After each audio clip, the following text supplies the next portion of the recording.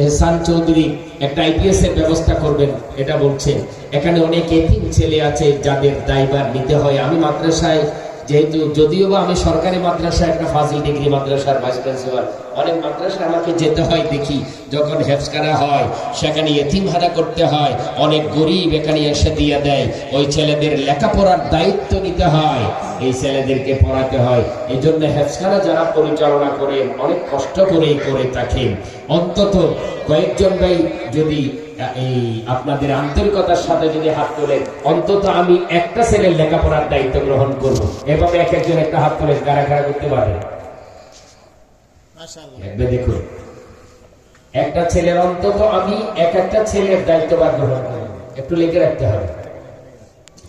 একটা ছেলের দায়িত্ব, বুঝতে পারছেন তো? অন্তত না হোক, অন্তত এককালীন আমি 5 বা 10 হাজার টাকা দান করবো। এভাবে কি পারেন না? পারা যায় না? যায়। আপনারা যার যার মতো করে দেখবেন। আমি আসলে কালেকশন করিও না, কর্তৃপক্ষ কালেকশন করার জন্য আমাকে বলিও না, কিন্তু আমি আমার নিজের দায়িত্ব